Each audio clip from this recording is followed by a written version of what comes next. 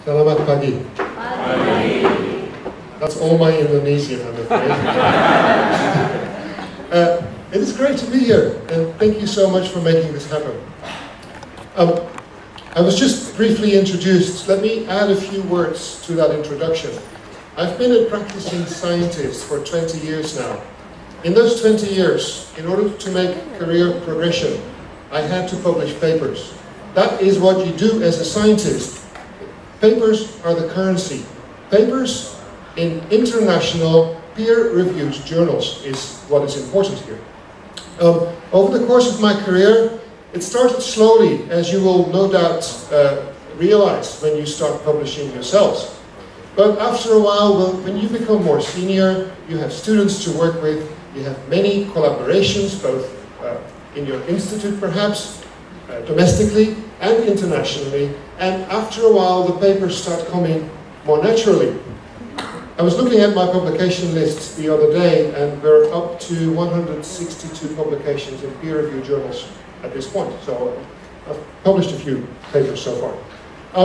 Also, for the last 11 years, I have been a scientific editor, followed by a deputy editor role of one of the main journals in the field of astrophysics called first the Astrophysical Journal, which is owned and operated by the American Astronomical Society, and I'm currently the deputy editor of the Astrophysical Journal Letters, which is a rapid publication journal, and we try to publish papers as well within a refereeing cycle, a peer review cycle of 2 weeks, and then publish shortly afterwards.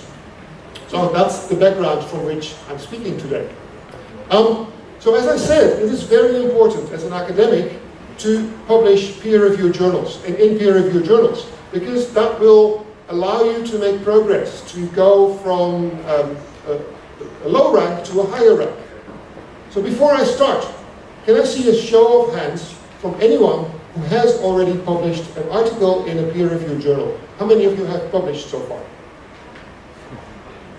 A small number. I think that may be about a fifth of the total.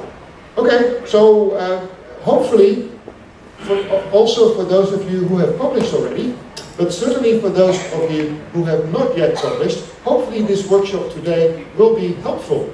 And I'm more than happy to take your questions. So if you have any questions, jump up and shout, or wait until the end and ask questions then, that's fine too. So, publishing in international peer-reviewed journals is the gold standard. It's important for your career, but it's not easy. You need to produce work that is of sufficient quality, and then write it up in such a way that your peers, other scientists in your field, agree with it, at least to the extent that they think that what you have written up merits publication. And so today we'll be talking about ways in which to do that, and also how the journal selection process plays a role in this whole process. Because selecting the right journal is very important. You don't want to publish a paper that no one reads. I sometimes say as a joke to my PhD students, you know, you're writing a PhD thesis, which is, I don't know, 150 pages or more. The only people who will ever read it is me, your supervisor, the person reviewing it, and yourself. You don't want that to happen to your articles. You want the community to read your articles, right? So you need to select the right target journal.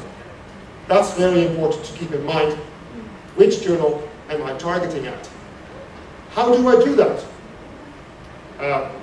What are the things I need to consider, and how do I avoid my paper being rejected immediately by the editor? These are the things we're talking about this morning. This afternoon, and I understand there will be many more of you this afternoon, we'll be talking about what to do when your paper does get rejected. And it happens to all of us. My papers get rejected all the time. It's not a problem. You just work on improving the paper, and you get them published eventually. So hopefully today we'll provide you with a number of tips and tools that you can use to improve the chances of success of publication in international peer-reviewed journals. Before I start, however, I would like to focus a little bit on developments in Indonesia, because that's of course the context we are talking about. You can see from this graph that the overall progress of research and development in Indonesia has really been quite dramatic in the last few decades. What we see here is that the number of citable scholarly articles produced in this country has quadrupled since 2008. Now on this graph, my pointer is a bit faint, we have Singapore, China, Indonesia, India, other countries in Southeast Asia. You can see the annual increase between 1996 and 2014 of the citation impact. Indonesia only ranks behind Singapore and China. Now, obviously, this is the largest economy in Southeast Asia, and it has a very large population. So there is a lot of potential for a lot of good research outputs from this country. What we see here in blue, those bars in blue, show you the number of citable publications. So that's in essence whatever has been published. In red, the number of papers cited. In some countries, you see, for instance, in China, where I am based, you have more sites, the increase in the number of papers cited is more than the increase of number of papers published. That means that the research impact is improving in countries like China. In Indonesia, it's still just a little bit the other way around. You have a higher increase in citable papers than in citations. And so one of the things that hopefully will happen in the next decade or so, or sooner, is a higher enhancement and improvement of the quality of the research output that will eventually lead to more citations. And that's the currency in science. So there is a lot of potential in Indonesia, and so that's why we're here, to increase that potential. So let's have a look at academic publishing in Indonesia in a different way. Here we see in this diagram the number of citable documents on the horizontal axis versus the citations per document in Indonesia. And you can see that in medicine, that's this purple circle in the top middle, we have quite a number of citations per document. Very good. High impact. That's what we're after. In fields like computer science, the bottom here, and engineering, we have many published papers, but the impact is not so high. We need to try and improve the impact, get more citations, get the world to notice your work. It may well be that these papers were of very high quality, but perhaps they were not published in a target journal that's read by the intended audience. This is a very, very important aspect.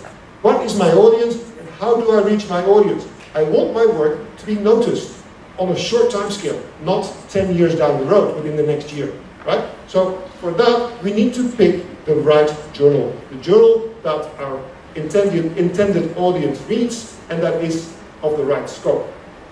So what we'll do this morning is talk about these aspects. First, an overview of journal selection, making sure that we match the aims and scope of the journal. That's one of the most important things.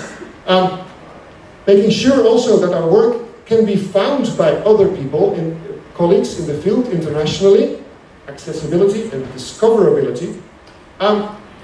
We will spend some time on discussing how to find out about the quality of the journals we would like to publish in. You may have heard of the term predatory journals or fake journals. These target researchers in developing economies because it's an easy way for researchers to get a paper published and for the company that runs them to get money from the researchers, but you don't get academic credit for them. So this is a very important aspect we will discuss.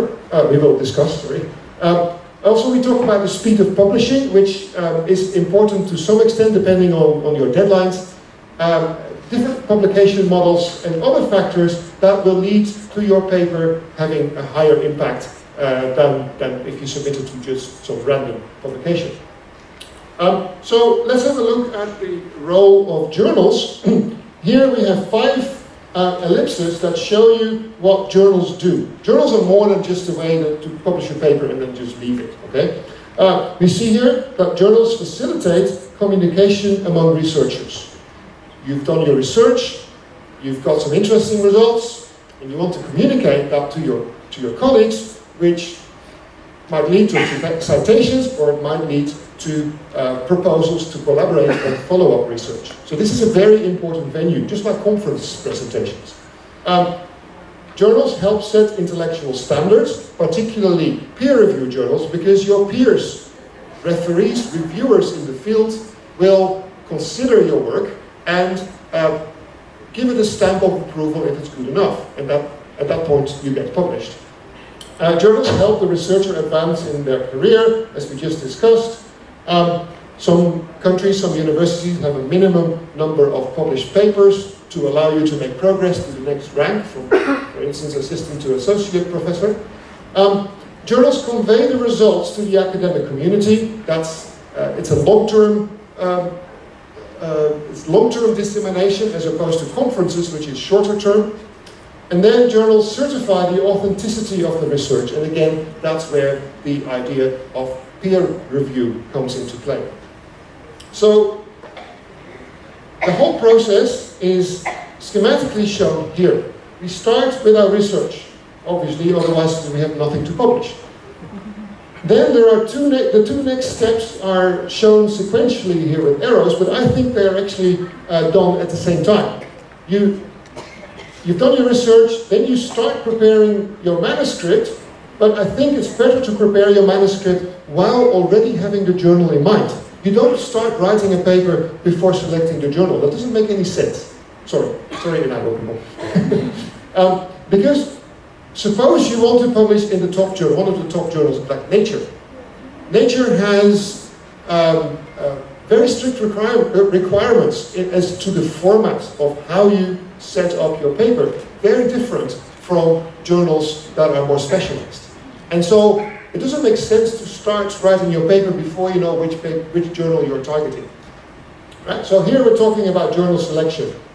After you've selected a journal, written up your paper, and you're ready to proceed, you submit the manuscript to that particular journal that you have targeted.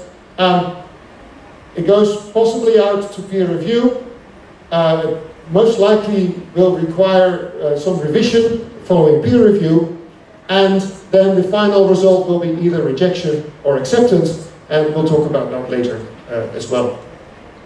Now, instead of me just talking about this, Nature actually has produced a very nice video that goes through this whole process of how you go from research to journal selection, through the peer review process, to eventual publication. It takes about 2.5 minutes, and I'm going to share it with you on my next slide. How does new scientific research get from here to there? Let's take a look behind the scenes.